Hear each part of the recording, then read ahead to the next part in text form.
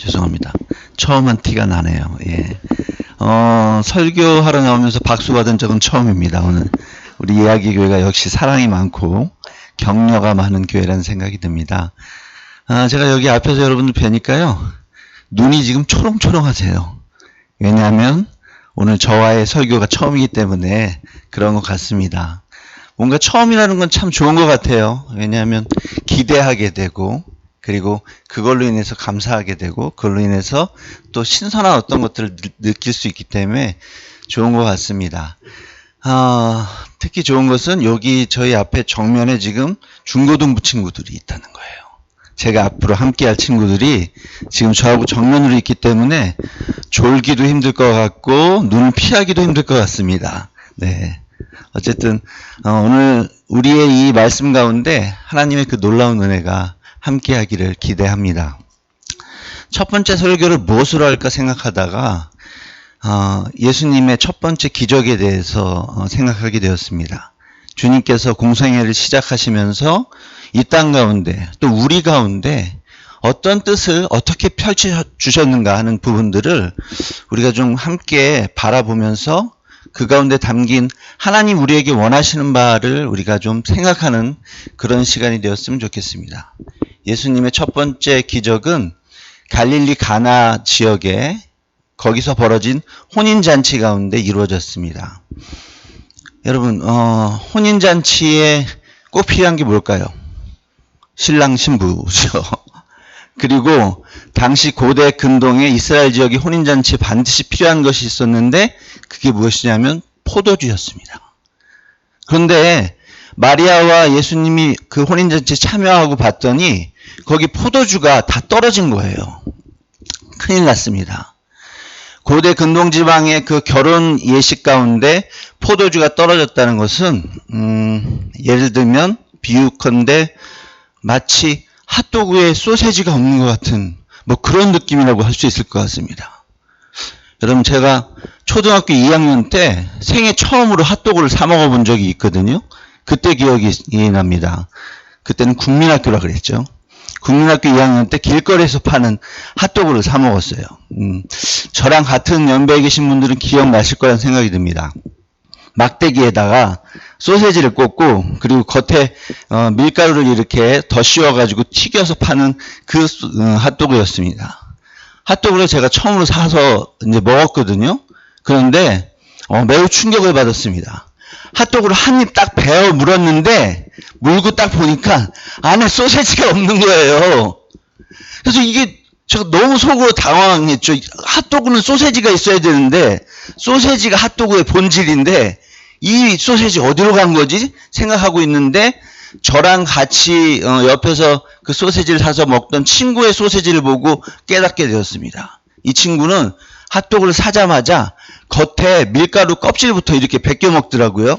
밀가루 껍질을 벗겨 먹으니까 안에 막대기 끝에 요만한 소세지가 거기에 달려있는 거예요. 옛날에 소세지가 비싸고 귀하니까 그냥 소세지 핫도그라고 이야기를 하니까 소세지를 안 넣을 수는 없고 뭔가 구색은 갖춰야겠지만 비싸니까 소세지 요만큼을 그 끝에 막대기 끝에 그렇게 꽂아 넣었던 것입니다.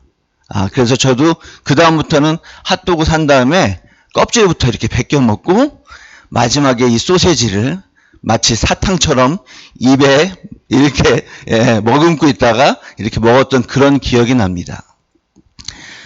가나 혼인잔치 가운데 포도주가 없다는 것은 마치 그런 것 같은 거였습니다. 포도주가 있어야 잔치가 잔치다워지고 축제가 축제다워지고 그곳에 함께한 모든 사람들이 내가 여기 있어서 좋구나. 내가 여기 있어서 환영받는구나 하는 그런 생각을 하게 되는 그런 것이 포도주였다는 것입니다. 그런데 그 포도주가 똑 떨어진 거죠. 그래서 모두가 아마 당황했을 수 있는 그런 시기에 어머니 마리아가 예수님에게 요청을 합니다. 예수님이라고 얘기하지 않고 아들, 그때 아들이었으니까 예수여 포도주가 떨어졌다라고 그렇게 이야기했습니다. 근데 그때 예수님이 이렇게 말씀하십니다. 2장 4절입니다. 여자여, 그것이 나와 당신에게 무슨 상관이 있습니까? 아직도 내 때가 오지 않았습니다. 좀 이상하지 않으세요, 여러분? 어머니가 이 잔치 가운데 포도주가 떨어졌다고 그렇게 요청하고 있는데, 그런데 그 아들인 예수가 대답한 것은 매우 어찌 보면 무례해 보이기도 하고, 그리고 선문답 같은 그런 내용입니다. 여자여, 포도주 떨어진 게 나와 무슨 상관이 있습니까? 아직도 내 때가 오지 않았습니다. 라고 예수님께서 그렇게 말씀하셨다는 것입니다. 성경의 해석이 어려운 난제 중에 하나인데요. 예수님께서 왜 이렇게 말씀하셨을까요? 복음서에서, 특히 요한복음서에서 포도주라고 하면은 예수님의 보혈을 상징합니다. 포도주에 대한 이야기를 할 때 예수님의 그 피와 연결해서 해석하면은 그 해석이 용이해질 수 있습니다. 또 오늘 예수님께서 내 때가 오지 않았다고 이야기하신 이유는 무엇이냐면, 그 어머니께서 포도주 이야기를 할 때 예수님께서 아마 예수님 사역의 전체 구속사적인 측면을 생각하고 하셨던 것 같아요. 이제 공생애를 시작하는 이때 하나님께서 예수님에게 부여해 주신 그 사명을 구속사 전체의 맥락에서 예수님께서 고민하고 생각하셨던 것 같습니다. 그렇게 집중하고 있는데 그 어머니가 포도주를 공급해달라고 이야기하니까 그때 예수님께서 자기 사역의 전체 중에 하나, 전체 중에 핵심 중에 핵심인 자기의 보혈을 아직 세상 사람들에게 공급할 때가 안 됐다고 그렇게 대답을 하셨다는 것입니다. 이 맥락이 우리에게는 그렇게 이해가 잘 되지 않지만 어쨌든 예수님께서 그 예수님의 사역에 십자가의 보혈을 흘리는 것에 매우 집중하고 계셨고, 그것에 대해서 어머니께서 포도주라는 그런 이야기를 하셨을 때 예수님이 그걸 그렇게 해석해가지고 어머니에게 대답을 해 주셨다는 것입니다. 누가복음 22장 20절에는 이렇게 쓰여져 있습니다. 예수님께서 성만찬할 때 포도주를 그 제자들에게 그렇게 돌리시면서 이 잔은 너희를 위하여 흘리는 내 피로 세우는 새 언약이다 라고 그렇게 말씀하셨다는 것입니다. 포도주를 새 언약의 피로 그렇게 말씀하셨고, 그 포도주를 요청하는 그 어머니 마리아에게 아직 내가 나의 보혈을 이 땅에, 이 세상 가운데, 이 사람들의 죄 가운데 흘릴 때가 되지 않았다라고 예수님이 그렇게 대답을 하셨다는 것입니다. 이렇게 선문답 같은 어려운, 어찌 보면 신학적으로 아주 깊이 있는 그런 대답을 예수님이 하셨을 때 어머니 마리아가 이렇게 대답합니다. 2장 5절입니다. 무엇이든지 그가 시키는 대로 하세요 라고 이야기합니다. 굉장한 믿음의 어떤 그런 모습이라는 생각이 듭니다. 어머니 예수께서 어머니 마리아가 예수의 모습을 보고 그의 믿음이 어떤지를 드러내는 그런 대목입니다. 여러분, 믿음이라는 게 무엇이라고 생각합니까? 믿음이라는 것은 믿음의 대상이 원하는 바대로 살아가는 것이 바로 믿음입니다. 이때 어머니 마리아는 예수 그리스도의 이야기를 듣고서 그의 선문답을 듣고서 그 다음에 그것에 대해서 판단하지 않고 그리고 대답하였습니다. 무엇이든지 그가 시키는 대로 하세요라고 그 옆에 있는 일꾼들에게 그렇게 지시했습니다. 이것이 여러분 믿음의 태도입니다.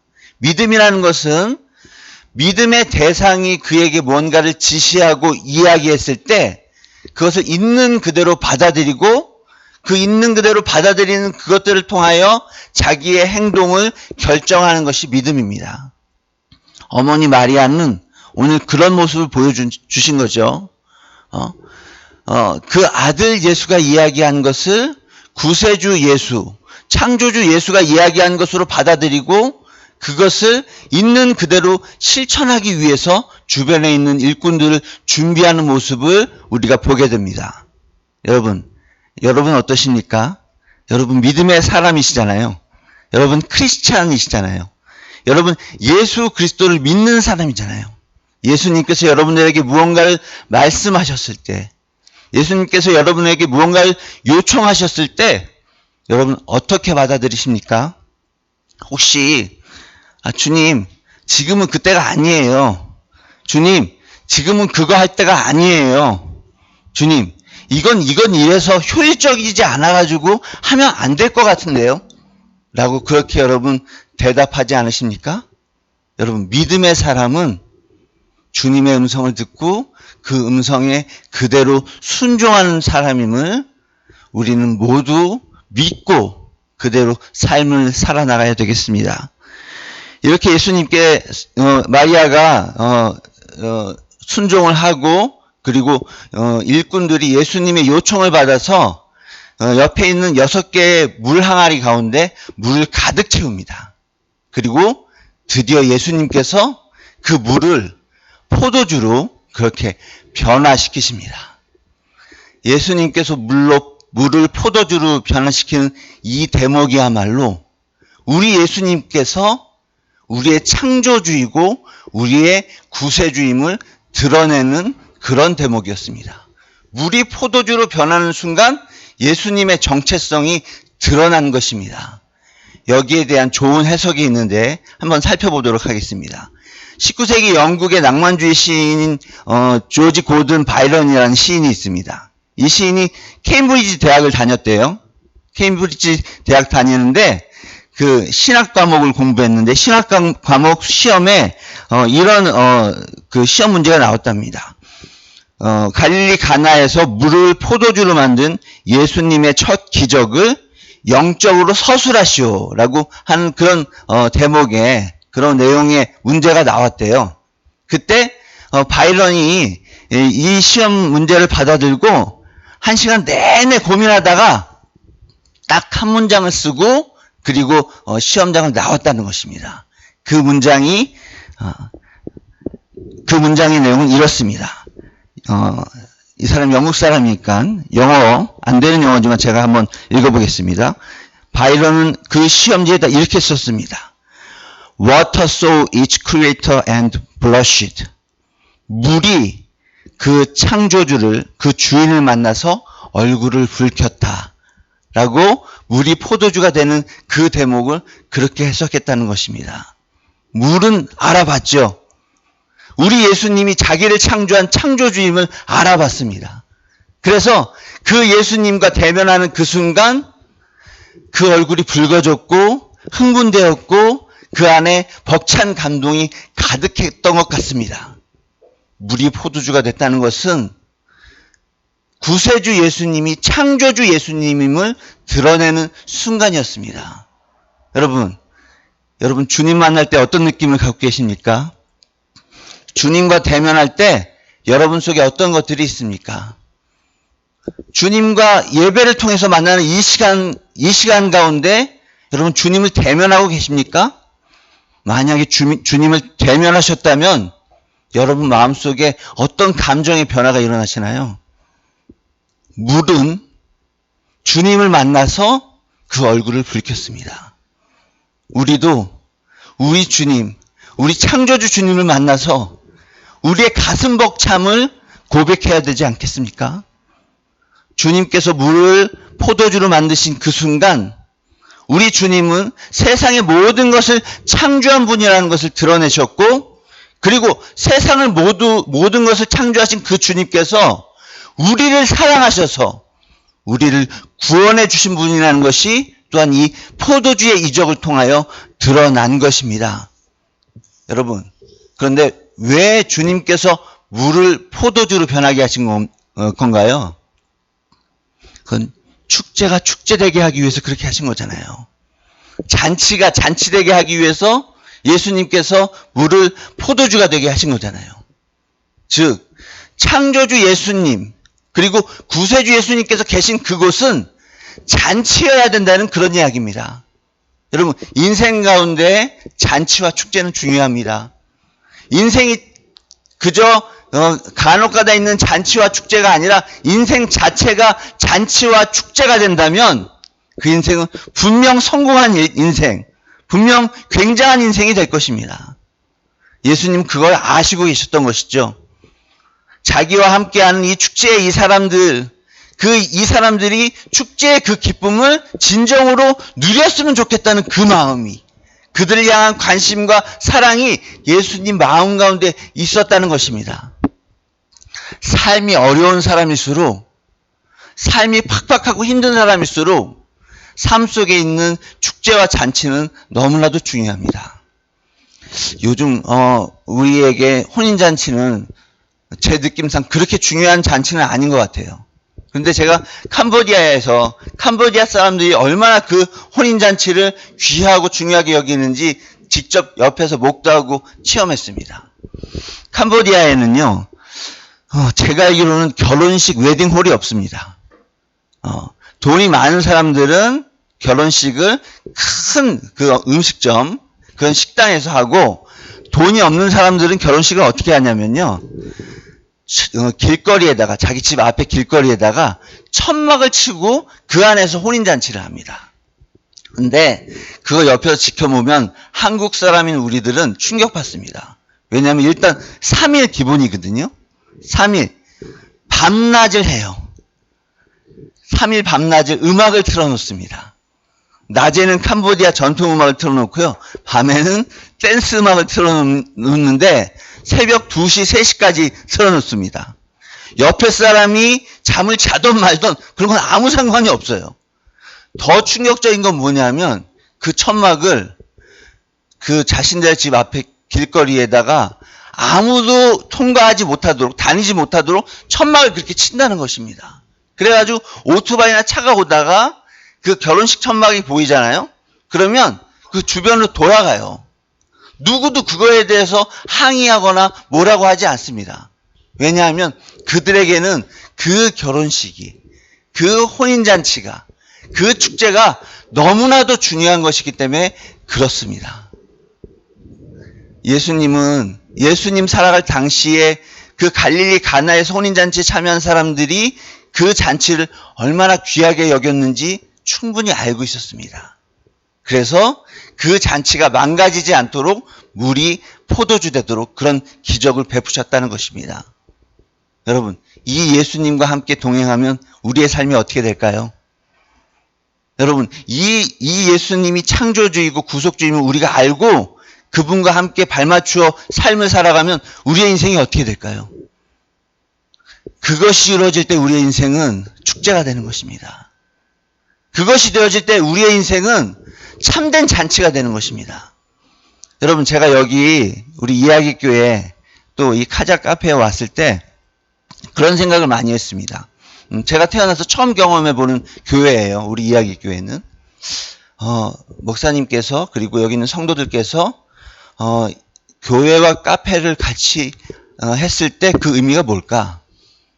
뭐 여러 가지 의미들이 있겠지만 저는 그렇게 생각했습니다. 여기 있는 이 주변에 있는 많은 사람들의 그 인생 가운데 기쁨을 주고자 했구나. 여기 주변에 있는 많은 사람들 가운데 휴식을 주고자 했구나. 여기 있는 많은 주변에 있는 그 일상에 지친 사람들 가운데 일상의 참된 축제가 무엇인지를 드러내려고 했구나 라고 그렇게 저는 생각했습니다. 여러분이 앉아있는 이 장소가 그런 장소입니다. 이 교회가 그런 교회입니다. 여러분이 이곳에서 창조주 예수님의 그 모습을 더 드러내고 구세주 예수님의 그 사랑을 온전히 드러낼 때 이 교회는, 이 카페는 주님의 잔치, 주님의 축제가 벌어지는 그런 공간이 될 것입니다. 여러분들을 통해서 이곳이 그렇게 변모되었으면 좋겠습니다. 그냥 한두 명의 사람에 의해서 운영되는 그런 곳이 아니고 이곳을 이렇게 카페 교회로 세우는데 모두 동의하고 동참한 교인들이 힘을 합하고 마음을 합해서 이곳을 하나님 원하시는 축제의 장으로, 하나님 원하시는 잔치의 장으로 만들었으면 좋겠습니다. 그러면 이곳에 있는 분들이 창조주 예수를 대면하게 되고 구세주 예수를 대면하게 되고 그를 통하여 그들의 얼굴이 붉어지지 않겠습니까? 그들의 마음속에 벅찬 감동이 가득하지 않을까요?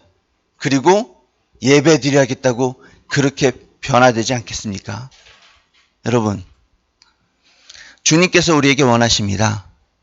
너희들의 인생을 축제로 만들어라. 너희들의 인생을 잔치로 만들어라.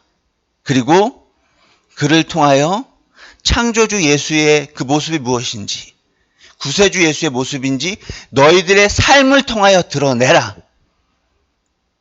일주일에 한 번 그저 예배 드리는 것에 그치거나 만족하지 말고 삶의 일상 가운데 예수의 그 놀라운 모습들을 드러냄으로 인해서 너희들의 삶이 축제임을 믿지 않는 사람들에게 전하라 라고 예수님이 그렇게 이 갈릴리 가나의 혼인잔치의 기적을 통하여 우리에게 말씀해주고 계신 것입니다. 그 기대에 부응하는 그런 여러분들이 될 것을 주님의 이름으로 축원합니다. 우리 함께 이 시간 기도하겠습니다.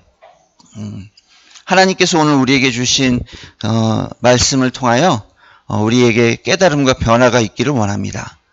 그리고 그 변화와 깨달음, 그 감동을 이 시간 2분 정도 침묵으로 기도하면서 함께 주님께 아뢰도록 하겠습니다. 기도하겠습니다.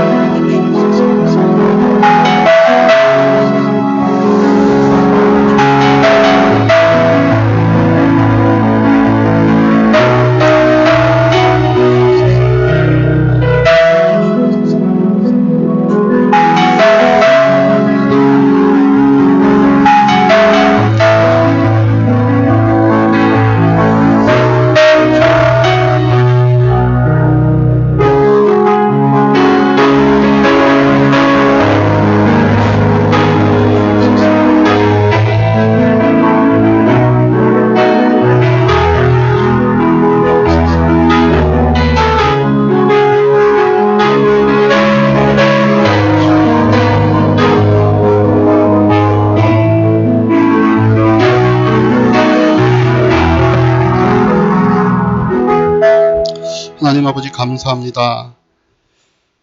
창조주의 위대한 그 능력이 가나 혼인잔치를 통하여 필요한 사람들에게 사랑의 모습으로 드러나게 하신 그 모습을 통하여 하나님께서 우리를 얼마나 사랑하시는지 다시 한번 경험하게 되었습니다.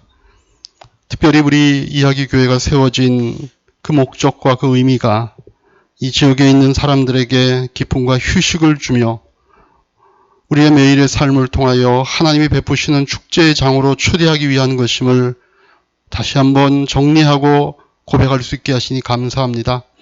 아버지 하나님, 하나님께서 주시는 이 말씀을 통하여 참 이 교회가 가야 될 길이 다시 한번 분명해지게 도와주시고 그 가운데 있는 우리들의 삶들이 하나님의 창조의 아름다움을 어떻게 표현해야 될지를 우리가 잘 생각할 수 있는 기회가 더 열려지기를 원합니다.